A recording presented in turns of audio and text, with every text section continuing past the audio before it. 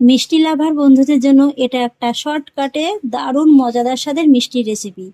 যখনই খেতে মন চাইবে চট জলদি কিন্তু বানিয়ে নিতে পারবেন এই মিষ্টির রেসিপিটা। খেতে কিন্তু জাস্ট একদম অসাধারণ লাগে। নমস্কার বন্ধুরা, অনুভার রান্নাঘরে আরও একটি নতুন পর্বে সবাইকে স্বাগত জানাচ্ছি। বন্ধুরা, আজকে আমি আপনাদের সঙ্গে শেয়ার করব কেরালার একটি প্রসিদ্ধ মিষ্টি রেসিপি, পাল কেক। এটাকে কিন্তু আপনারা কেকও বলতে পারেন, আবার মিষ্টিও বলতে পারেন, যাকে বলে টু ইন ওয়ান রেসিপি। একটাই রেসিপির মধ্যে কিন্তু আপনারা দুই রকমের স্বাদ পাবেন। আর সেই জন্য দেখুন বন্ধুরা, প্রথমেই একটা বড় মিক্সিং বোলের মধ্যে আমি নিয়ে নিয়েছি 1/4 কাপের মতো টক দই। তবে খেয়াল রাখবেন দইটা যেন নর্মাল তাপমাত্রার হয়। যদি ফ্রিজে থাকে তাহলে 10 থেকে 15 মিনিট আগে বের করে রাখবেন, তাহলেই হয়ে যাবে। আর এবার আমি টক দইয়ের মধ্যে অ্যাড করব 1 টেবিল চামচের মতো ঘি। এখানে আপনারা ঘিয়ের পরিবর্তে সাদা তেলও অ্যাড করতে পারেন, তবে ঘিটা দিলে এই মিষ্টিটা খেতে একটু বেশি ভালো লাগবে। এই যে, আর তারপরে অ্যাড করব স্বাদ অনুযায়ী সামান্য একটুখানি লবণ। লবণটা খুব বেশি দেওয়ার প্রয়োজন নেই। আর এবারে অ্যাড করব 1/4 টিস্পুনের মতো বেকিং আর এবারে অ্যাড করব 1/4 teaspoon baking soda. Baking powder কিন্তু নয়, বেকিং সোডাটা অ্যাড করতে হবে। এবার আমি এই উপকরণগুলোকে একবার ভালোভাবে ফেটিয়ে নেব। বন্ধুরা, এই মিষ্টি রেসিপিটা তৈরি করা কিন্তু একেবারে যাকে বলে জলের মতো সহজ। একবার যেই দেখবে না কিন্তু সেই কিন্তু খুব সহজেই তৈরি করে নিতে পারবে। আর এতটাই সহজ রেসিপি, খেতে কিন্তু হয় একদম দুর্দান্ত। আর এইভাবে যখন দইয়ের মধ্যে আপনারা বেকিং সোডাটা মেশাবেন, দেখতে পাবেন যে এরকম একদম ফেনার মতো তৈরি হয়েছে। এই যে দেখুন, কথা বলতে বলতে কিন্তু দইয়ের মধ্যে আমি বেকিং সোডাটা একটু ভালোভাবে মেশাচ্ছি। আর দেখুন কত সুন্দর একদম ফোমের মতো হতে শুরু করে দিয়েছে। দইটাকে আমি খুব ভালোভাবে ফেটিয়ে নিয়েছি। আর এবার আমি এই দইয়ের মধ্যে অ্যাড করব ভর্তি ভর্তি 1 কাপ ময়দা। তবে এখানে আপনারা চাইলে কিন্তু হাফ ময়দা আর হাফ গমের আটাও অ্যাড করতে পারেন। আর তারপরে অ্যাড করব 3 টেবিল চামচের মতো গুঁড়ো দুধ। এই গুঁড়ো দুধটা দিলে কিন্তু বন্ধুরা এই মিষ্টিটা খেতে জাস্ট অসাধারণ লাগে। এবার আমি এই সমস্ত উপকরণগুলোকে আলতো হাতে একবার ভালোভাবে মেখে নেব। তবে এটা মাখাতে মাখাতে যদি দেখেন যে প্রয়োজনের তুলনায় ডোটা একটু শক্ত হয়ে গেছে, সেক্ষেত্রে সামান্য একটু উষ্ণ গরম দুধ কিন্তু এর মধ্যে অ্যাড করতে পারেন। তবে আমি যতটুকু মেজারমেন্ট মাপ আপনাদের দেখিয়ে দিয়েছি, এটা যদি আপনারা ফলো করেন তাহলে কিন্তু আর গরম দুধ দেওয়ার কোনো প্রয়োজন হবে না। এই তো দেখুন বন্ধুরা, প্রায় 2 মিনিটের মতো সময় নিয়ে আমি ডোটিকে কিন্তু খুব ভালোভাবে মেখে নিয়েছি। এটাকে খুব বেশি সময় নিয়ে মেখে নেওয়ার কোনো প্রয়োজন নেই। আর এই যে দেখুন, মাখার পর আপনাদের টেক্সচারটা একটু দেখিয়ে দিচ্ছি। এই যে দেখুন, ঠিক এরকমই কিন্তু হতে হবে, না বেশি খুব শক্ত না খুব নরম। এই যে দেখুন। আর এবারে আমি মেখে নেওয়া ডোটিকে ঢাকা চাপা দিয়ে জাস্ট 5 মিনিটের মতো একটু রেস্টে রেখে দেবো। এতে করে এটা খুব সুন্দরভাবে সেট হয়ে যাবে। আর এই 5 মিনিটের ফাঁকে চলুন আমি মিষ্টিটার জন্য একটা চিনির শিরা তৈরি করে নেবো। আর সেই জন্য একটা কড়ার মধ্যে নিয়ে নিচ্ছি উঁচু উঁচু 1 কাপ চিনি। তার মধ্যে নিয়ে নিচ্ছি 1 কাপ জল, আর সঙ্গে 3 টেবিল চামচের মতো জল আবারও একটু দিয়ে দিচ্ছি। এখানে যেহেতু আমি উঁচু উঁচু 1 কাপের মতো চিনিটা নিয়েছি, সেই আন্দাজ করেই কিন্তু জলটা দিতে হবে। মোটামুটি আপনারা ঠিক যতটা চিনি নেবেন ততটাই কিন্তু জলটা দিতে হবে। আর এখানে ওজন হিসেবে কিন্তু প্রায় 250 গ্রামের মতো চিনিটা আছে।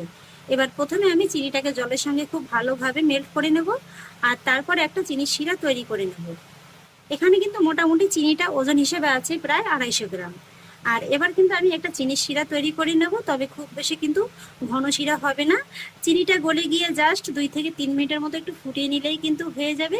এখানে একটু হালকা চিটচিটে ধরনের শিরাটা তৈরি করে নিলেই কিন্তু হয়ে যাবে।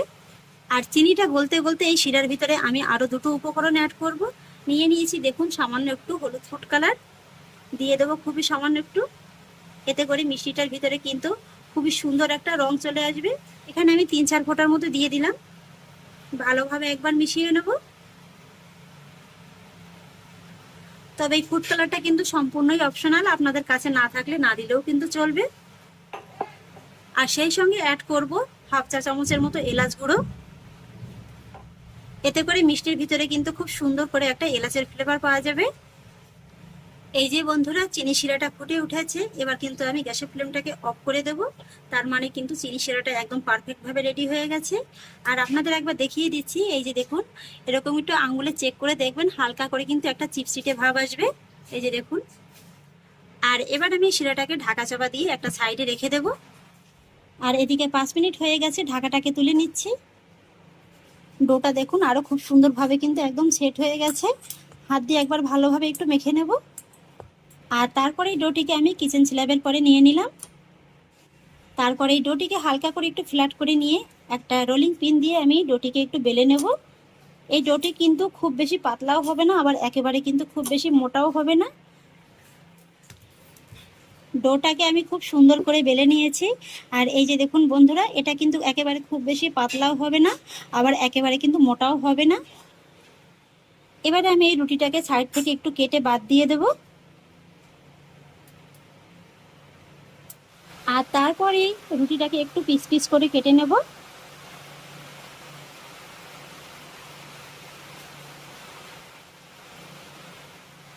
তো দেখুন বন্ধুরা, আমি কিন্তু খুব সুন্দর করে এইভাবে একটা চৌকো শেপ দিয়ে কেটে নিয়েছি।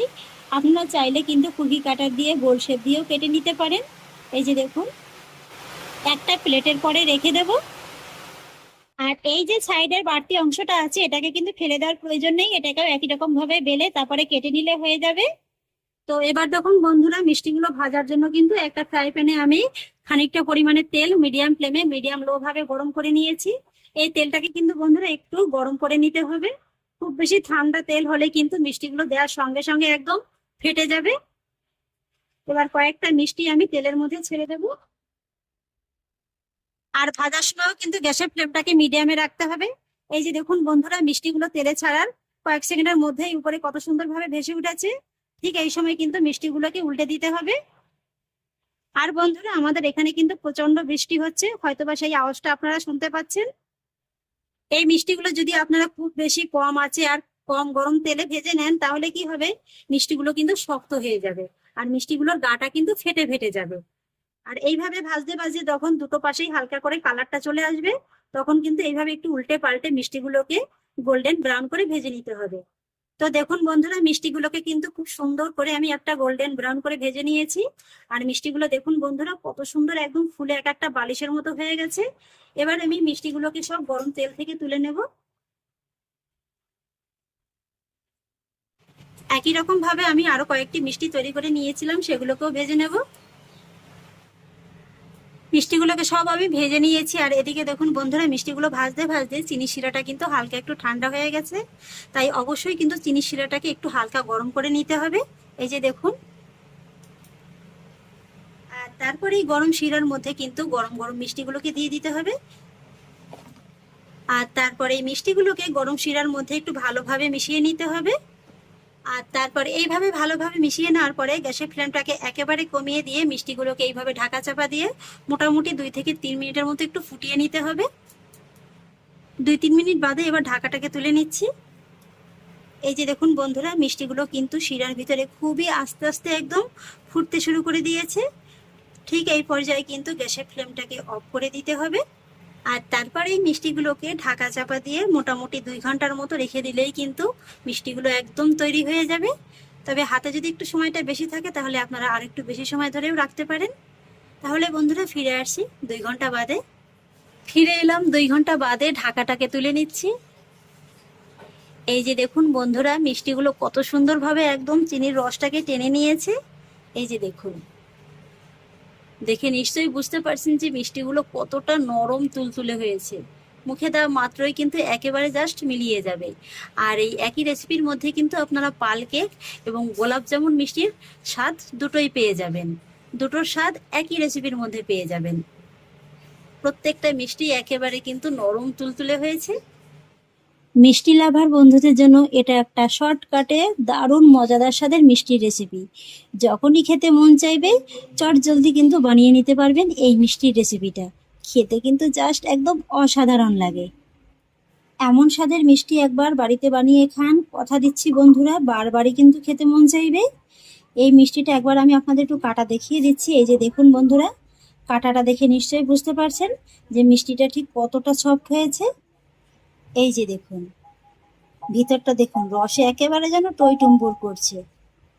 চাপ দেওয়ার আগেই যেন একদম ভেঙে যাবে, আর মুখে দেওয়া মাত্রই তো একেবারে জাস্ট মিলিয়ে যাবে। তাহলে আশা করছি বন্ধুরা, আমার আজকের এই মিষ্টি রেসিপিটি আপনাদেরও খুব ভালো লেগেছে। যদি ভালো লেগে থাকে তাহলে আমাকে অবশ্যই একটা লাইক এবং কমেন্ট করবেন, সেই সঙ্গে বন্ধুদের সঙ্গে শেয়ার করবেন। আর প্লিজ বন্ধুরা, যদি আমার পরিবারের নতুন সদস্য হয়ে থাকেন তাহলে একটা সাবস্ক্রাইব করে পাশে থাকা বেল আইকনটি প্রেস করে দেবেন। ফিরে আসছি এরকমই পরের অন্য কোনো নতুন রেসিপি নিয়ে। সবাই ভালো থাকুন, সুস্থ থাকুন, ধন্যবাদ।